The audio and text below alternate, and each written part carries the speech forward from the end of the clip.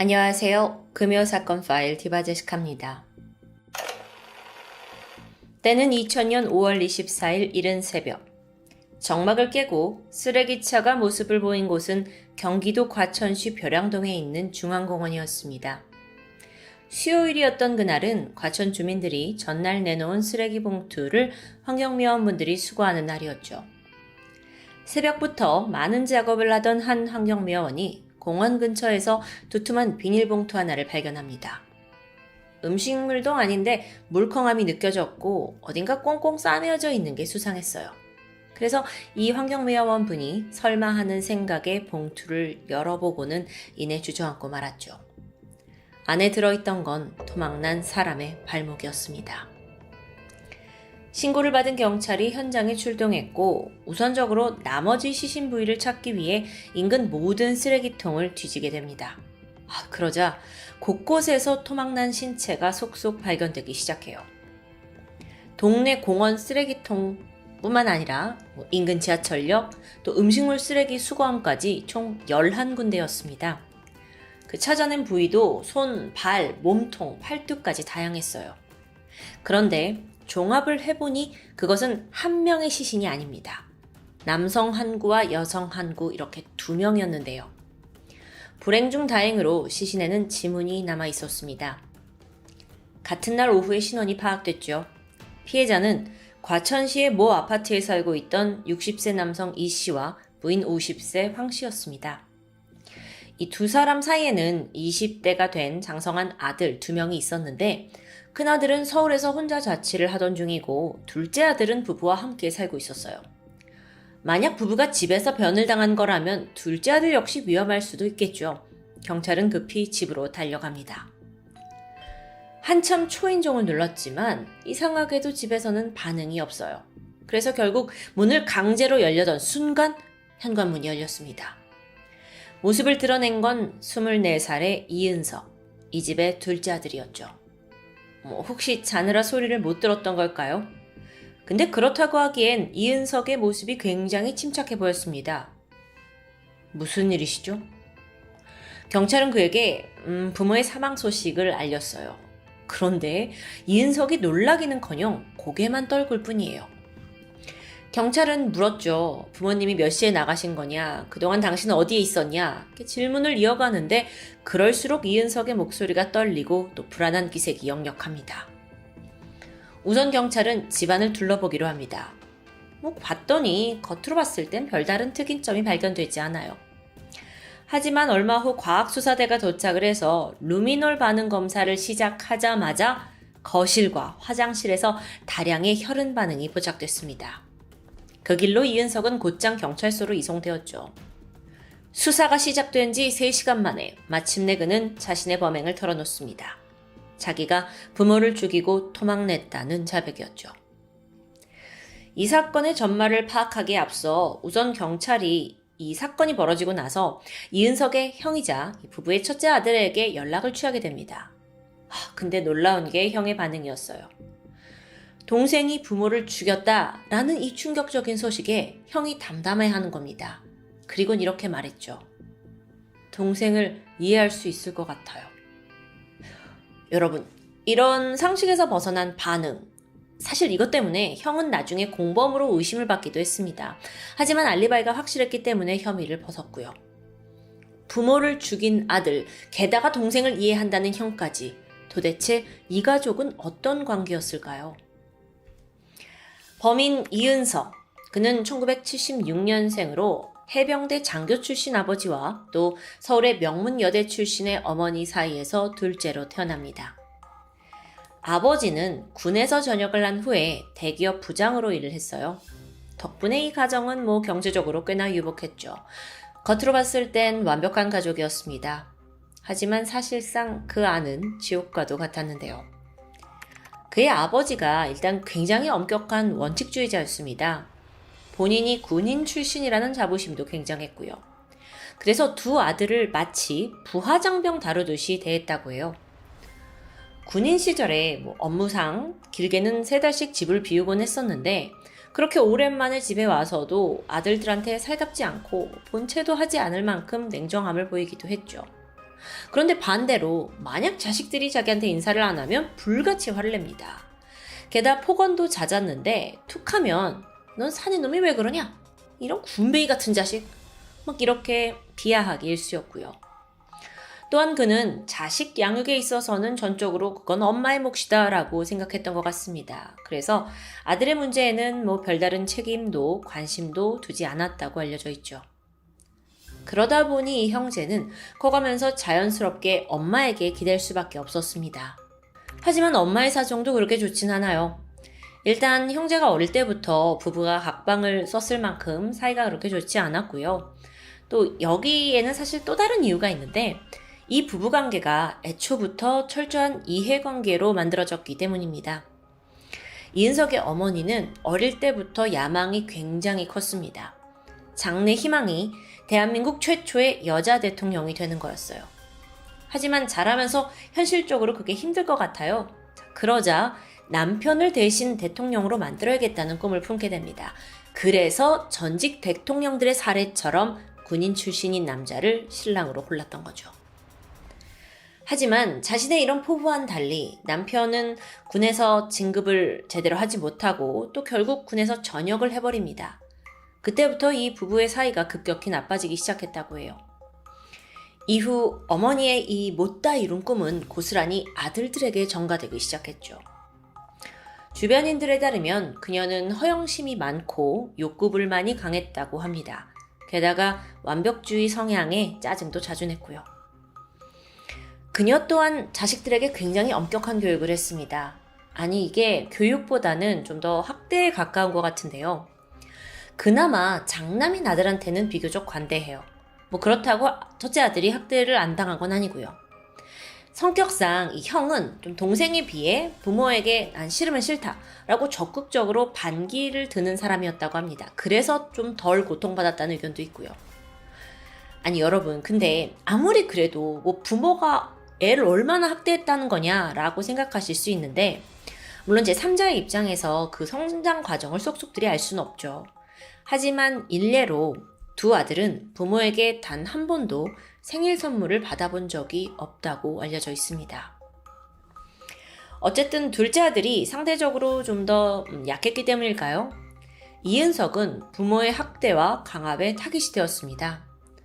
유치원 때부터 거슬러 올라가면 신발끈을 왜 잘 못 묶니? 너 시계를 왜 볼 줄 모르니? 이런 일로 몽둥이로 심한 체벌을 받았고요. 초등학교 4학년 때는 너 왜 이렇게 밥을 늦게 먹니? 라는 이유로 젓가락이 날아온 적도 있습니다. 뿐만 아니라 부모는 입안에 억지로 밥을 가득 채워넣고 화장실에 가서 토하게 만들기도 했죠. 또 더 성장해서는 하라는 공부는 안 하고 만화만 그리냐? 이런 이유 때문에 머리카락을 뜯기고 또 누군가 집에 전화가 왔는데 그 전화 메모를 잘 적어두지 않았다는 이유로 뺨을 맞기도 했습니다. 점점 수위가 높아지고 있는 것 같아요. 이은석의 부모는 폭언도 마다하지 않았어요. 야, 너 이럴 거면 나가 죽어라. 너 그냥 싹수 놓으래. 이런 이제 학대가 계속되니까 굉장히 견디기 좀 힘들었을 것 같은데 중학생이 된 이후에는 더 심해졌다고 해요. 하루는 공부를 하다가 깜빡 졸게 되는 걸 엄마에게 들키게 됩니다. 엄마가 이은석을 다짜고짜 폭행하기 시작했죠. 너 이렇게 해서 서울대 가겠니? 야, 너같이 모자란 자식은 난 필요 없어. 이때 중학생이었던 이은석은 정말 한강에 투신할 마음이 생길 정도로 고통스러웠다고 말합니다. 시간이 갈수록 이은석이 점점 더 내성적으로 변해갔어요. 결국엔 대인기피증까지 생겼고요. 그러다 보니 학교에서도 좀 그를 괴롭히는 무리들이 생겨났던 것 같습니다. 만약 이때 그와 좀 더 감정적으로 교류하고 친한 친구들이 있었다면 어쩌면 자신의 고통을 좀 나눌 수 있었을지도 모릅니다. 하지만 안타깝게도 그는 가족폭력 외에도 학교폭력을 동시에 경험하며 성장했고 사춘기 그 예민한 시기에 이건 아주 씻을 수 없는 큰 아픔으로 작용했죠. 하지만 혼란한 가정, 학교 생활과는 또 반대로 학업 성적은 뛰어났습니다. 고3을 무사히 마쳤고 그는 마침내 고려대 공과대학에 진학하게 돼요.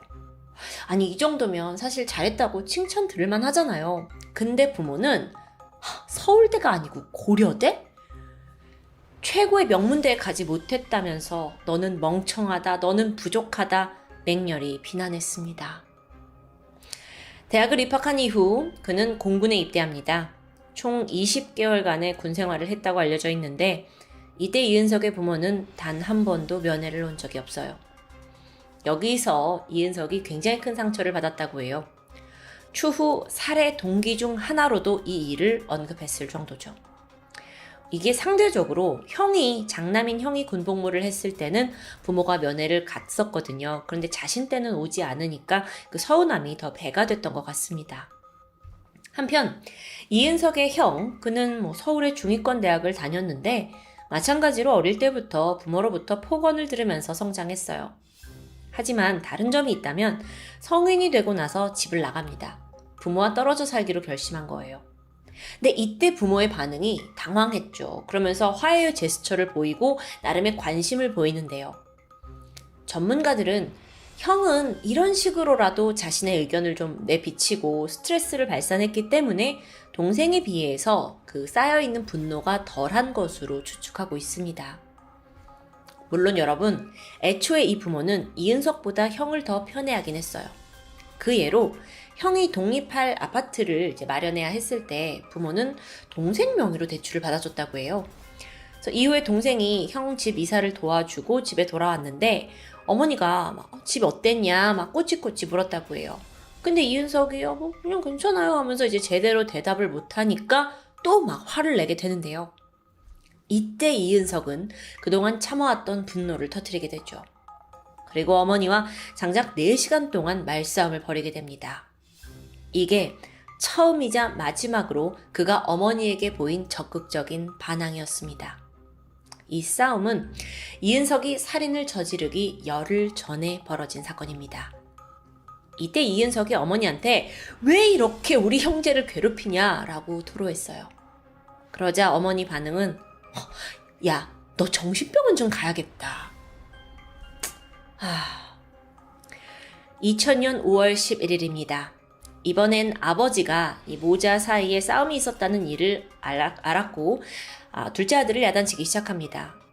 이은석 또한 울면서 자신의 감정을 쏟아냈지만 부모가 뭐라고 하냐면 야, 이 자식아, 너 그런 건 그때그때 얘기를 해야지. 왜 이제 와서 이러는 거야? 라면서 도리어 그를 비난했죠.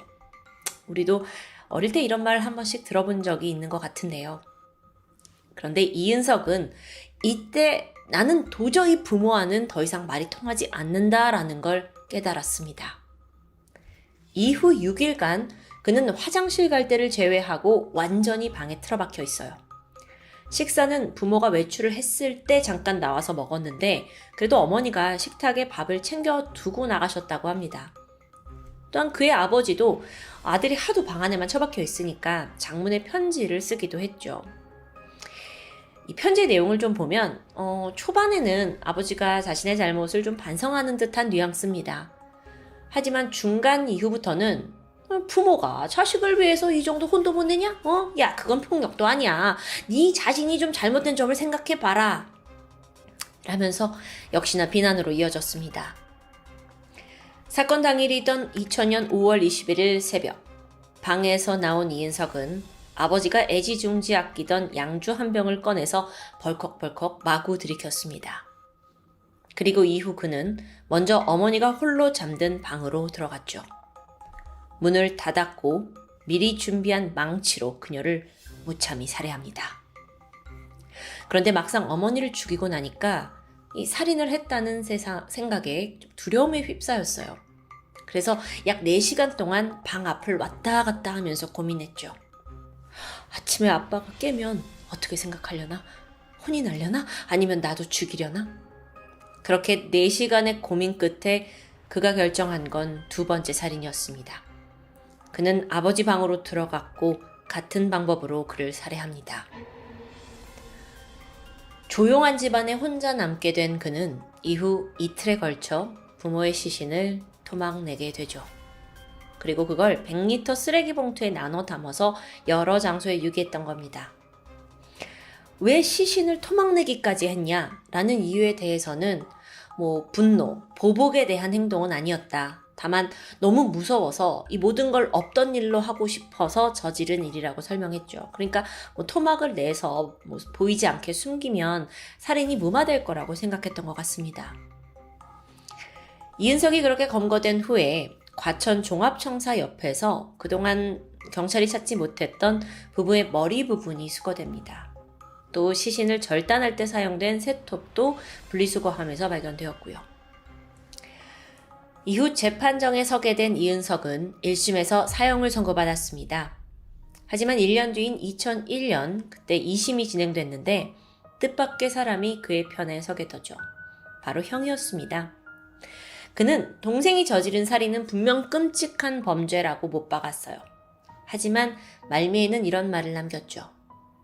우리 부모가 직장 상사가 부하 직원에게 하는 만큼의 애정만 우리에게 줬어도 이런 일은 일어나지 않았을 겁니다. 이 말에 당시에 앉아있던 방청석의 모든 사람들이 눈물을 보였다고 전해집니다. 이은석의 정신감정 결과를 좀 보면 극도의 불안감과 절망감을 가진 것으로 드러났어요.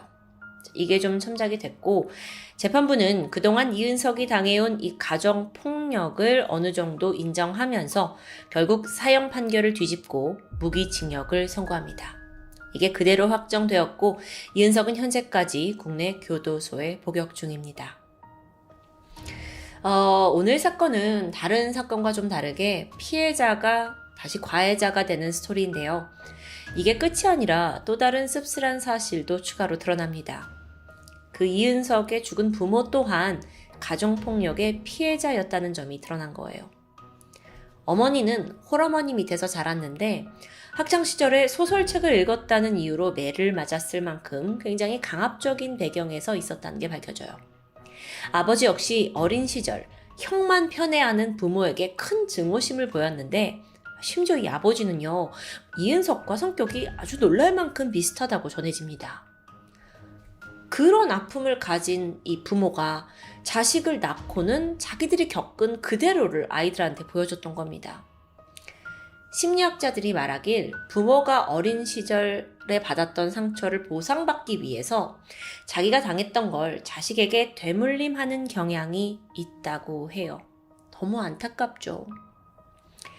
최근 한 방송사에서 이 사건을 심도 있게 다룬 적이 있거든요. 이후 이은석이 방송사에 편지를 보냈는데 이런 말이 적혀 있었다고 합니다. 과거의 나에게 한마디 해줄 수 있다면 나는 이렇게 말할 것이다. 살인을 하는 게 아니라 당장 그 집에서 도망쳐 나오라고요.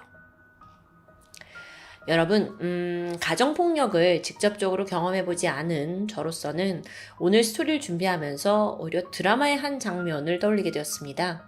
얼마 전 큰 인기를 끌었던 더 글로리 아시죠? 여기서 모녀를 무자비하게 학대하는 잔혹한 아버지 한 명이 등장해요.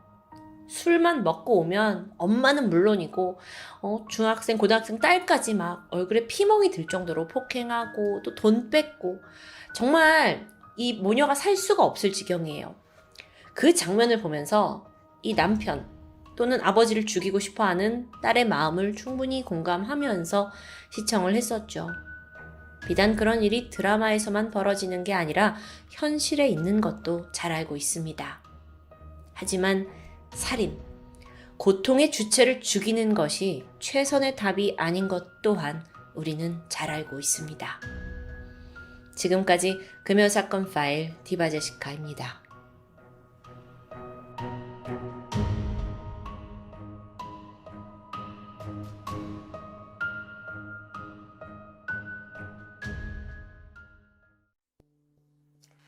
안녕하세요. 금요사건 파일 디바제시카입니다. 2019년 작년에는 참 많은 사건 사고가 있었습니다. 특히나 고유정 사건은 아주 오랫동안 이 대한민국을 떠들썩하게 만들기도 했었는데요. 하지만 그 충격이 채 가시기도 전에 또 한 번 우리를 큰 충격 속으로 밀어넣은 사건이 있었습니다. 2019년 8월 12일 월요일 오전 9시 15분 경기도 고양시의 한강 마곡철교 남단에서 이 한강사업본부 직원에 의해 한 구의 시신이 발견됩니다. 이 시신의 상태가 매우 끔찍했는데요. 머리, 팔, 다리가 없는 몸통뿐이었습니다. 신고를 받고 달려온 경찰은 일단 시신의 신원을 파악을 해야 했죠. 그래서 다른 부위를 찾는 대대적인 수색을 벌이게 되는데요. 그러면서 한편으로는 이 몸통 자체의 부검도 이루어졌습니다. 그 결과 피해자는 20대에서 50대 사이의 남성, 인 것만 밝혀졌을 뿐 몸통에서 어떤 치명상이 밝혀지지 않아서 사망 원인을 알기 힘들었습니다. 다만 이때 사지가 칼이나 톱 같은 아주 날카로운 것으로 잘린 토막살인이었기 때문에 이건 개인적인 원한이나 또는 사이코패스의 소행이라고 조심스럽게 짐작할 수 있었는데요. 그러다 4일 후인 8월 16일 오전 10시 48분 행주대교 남단에서 이 시신의 오른팔이 발견됩니다. 다행히 오른팔에 지문이 남아 있었고요. 이를 통해 피해자가 30대의 귀화한 조선족 남성으로 밝혀지죠. 경찰이 추적을 해보니까 사망 전에 그의 마지막 행적이 나옵니다. 바로 구로구의 한 모텔이었습니다. 그래서 경찰은 빠르게 움직이기 시작했죠. 바로 사진 속의 이곳입니다. 뉴스에도 보도가 됐었던 것 같은데요. 바로 그날, 그러니까 오른팔이 발견된 그날 6시경쯤에 해당 모텔을 찾아갔고 그곳에 있던 관리인을 만날 수 있었습니다. 경찰이 며칠 전 이곳에 투숙했던 그 피해 남성의 정보를 얻고자 했는데 그 관리인이 아쉽게도 이곳에 CCTV가 낡아가지고 영상이 찍힌 게 없다라고 말합니다. 그래서 경찰은 별다른 정보를 얻지 못하고 발걸음을 돌릴 수밖에 없었죠. 그런데 다음 날인 17일 오전 1시경 그토록 경찰이 찾던 범인이 제 발로 종로경찰서를 찾아와 자수를 하게 됩니다. 그리고 이 남성이 바로 피해자가 마지막으로 방문했던 그 모텔의 관리인이었는데요. 기억하시죠? 경찰의 질문에 CCTV 핑계를 대면서 무심히 대답했던 그 사람입니다. 그의 이름은 장대호. 살인을 저지르고 이제 와서 자수를 한다. 여기에는 무슨 이유가 있었을까요? 조사가 진행되면서 이 사건의 가장 충격적인 부분이 드러납니다. 먼저 그 모텔 관리자였던 장대호와 피해자는 아무 사이도 아니었습니다. 그저 모텔 관리인과 숙박객이었죠. 그런데 마치 깊은 원한관계 사이에서나 볼 수 있듯 장대호는 피해자를 살해 후에 사체를 잔혹하게 훼손했고 한강 곳곳에 유기하기까지 했는데요. 이런 행동에는 아주 강한 분노가 느껴집니다. 그렇다면 두 사람 사이에는 무슨 일이 있었던 걸까요? 사건 당일로 돌아가 보면 2019년 8월 8일 오전 6시경입니다. 그날 그 모텔에서 홀로 카운터를 지키고 있던 장대호 앞에 피해자 A씨가 나타났고요.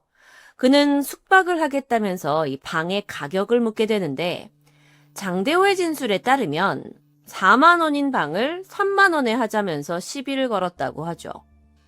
두 사람 사이에는 언쟁이 오갔고 A씨는 장대호에게 폭행을 가했다고 합니다. 결국 그는 A씨에게 방을 내줬죠. 장대호가 돈을 내고 가라 라는 말에 나중에 얘기하자면서 방으로 들어갔다고 말합니다. 이후에 홀로 이 카운터에 앉아있던 장대호는요. 점점 아까 그 A라는 사람이 나를 무시했다라는 사실에 분노심이 끌어올랐고요. 감정이 점점 극에 달하게 됩니다. 그러더니 자리에서 벌떡 일어났고 모텔 안에 모든 방문을 열 수 있는 마스터키와 쇠망치를 들고 이 A가 투숙하고 있는 301호로 향했죠. 방문을 열고 들어가자마자 자고 있던 A씨의 뒤통수를 여러 차례 가격했고 A씨는 그 자리에서 사망합니다. 여러분, 이건 두 사람이 인생 처음으로 만난 지 몇 시간 만에 벌어진 일이었습니다. 이후 장대호는 방문을 다시 잠그고는 유유히 자신의 자리로 돌아갑니다. 그리고 나서 며칠 동안 장대호는 근무 중에 이 301호를 틈틈이 방문했다고 해요.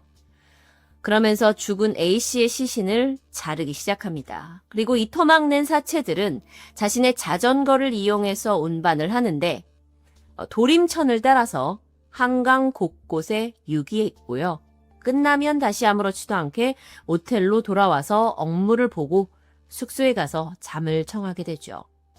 그때 그는 완전 범죄를 꿈꿨던 걸까요? 하지만 얼마 후에 한강에서 몸통 시신이 발견됐다는 뉴스가 들려왔고요. 경찰까지 모텔로 찾아오자 자신의 완전 범죄가 실패로 돌아갔음을 깨닫게 됩니다. 그리고 자수를 하게 되죠.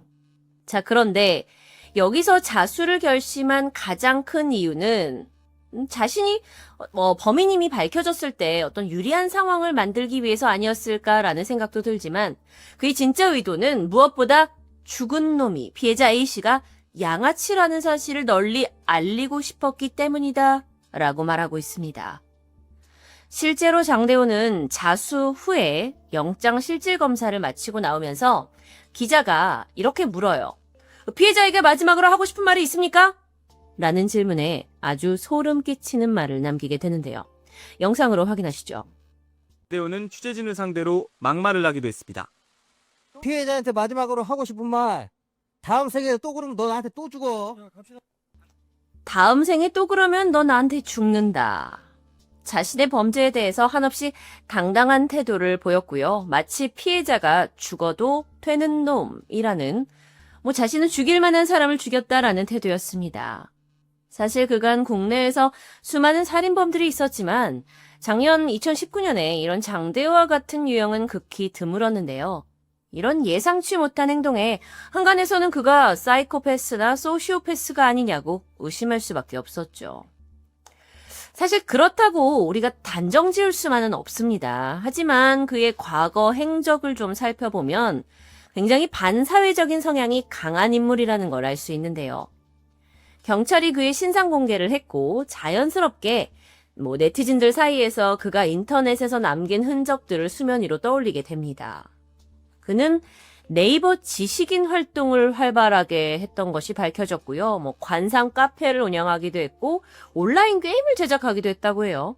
인터넷상에서는 꽤 활발한 모습을 보이기도 했죠.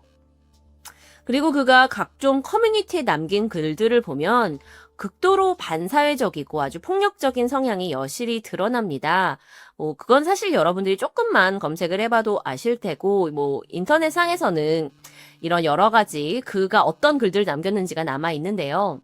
한 예로 학교 폭력에 시달리고 있는 여학생이 올린 그 고민을 남긴 글에 의자로 상대방의 머리를 찍어라 라는 조금은 상식에서 벗어난 해결법을 제시하기도 했고요. 내가 이렇게 손가락 아프게 글을 써도 님이 싸우지 않는다면 할 수 없다. 내 인생 아니니까 라며 이 부분을 통해서는 약간 공감 능력이 결여된 게 아닌가라는 생각을 해볼 수도 있었습니다.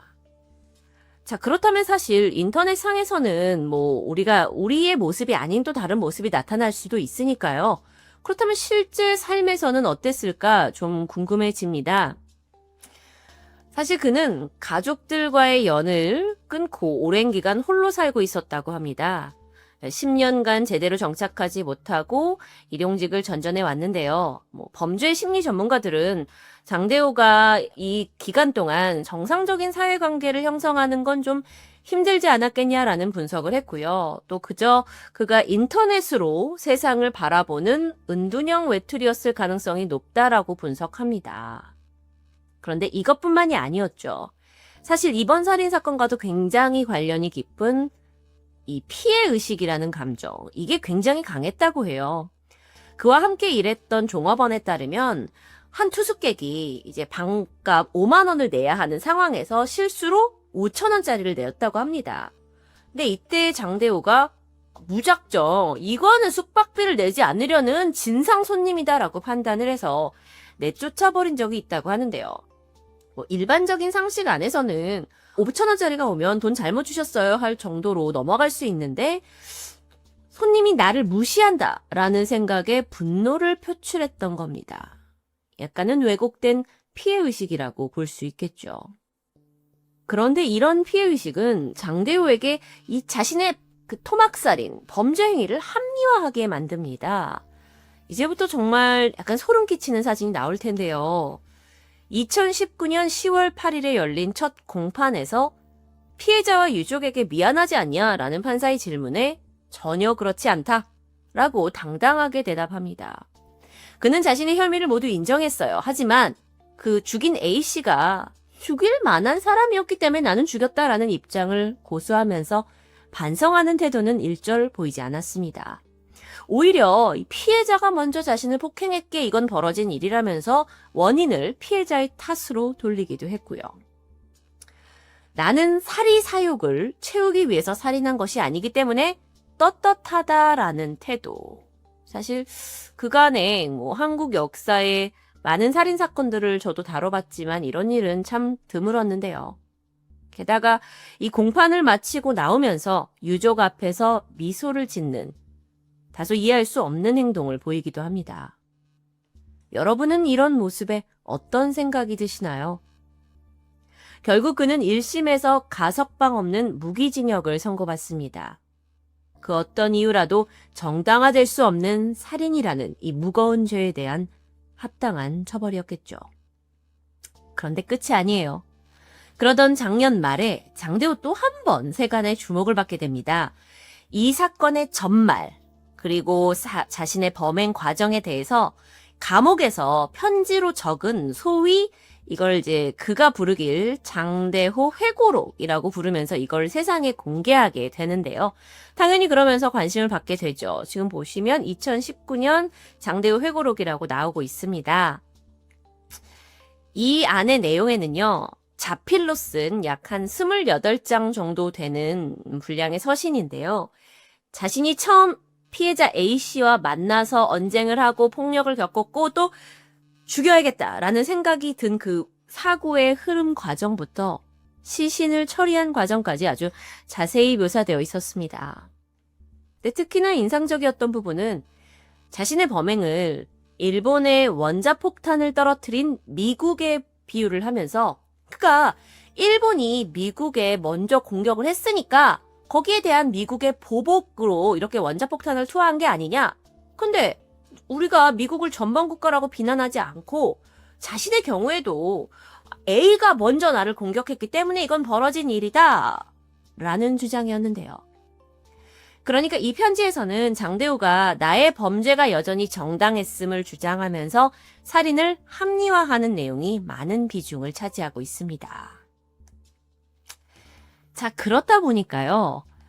이 살인마 장대호, 그는 분명 살인을 저질렀죠. 그에 대해서 코리안 조커, 빅 타이거라고 부르면서 약간 영웅시화되는 사람들이 생겨납니다.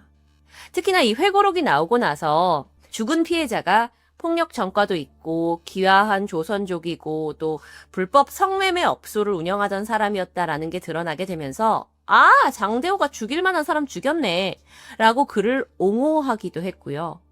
또 그 회고록에서 그의 문체나 이런 게 굉장히 논리적이었다라는 판단하에 이렇게 이성적인 사람을 분노하게 만든 그 죽은 A의 잘못이라면서 장대호를 약간 어떤 대단하고 강한 정신력을 가진 사람으로 높게 평가하는 사람들도 있었습니다. 하지만 여러분, 우리가 간과한 게 있죠. 지금 저도 말씀드리는 이 사건의 모든 전말은 오직 장대호의 입에서 나온 진술을 토대로 하고 있습니다.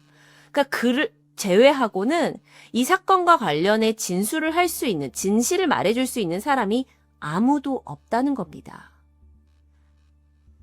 지금 제가 말하고 있는 이 모든 것도 모두 그의 시점에서 전개가 된 것이기 때문에 이게 100% 객관적인 진술이다라고 믿기에는 다소 무리가 있을 텐데요.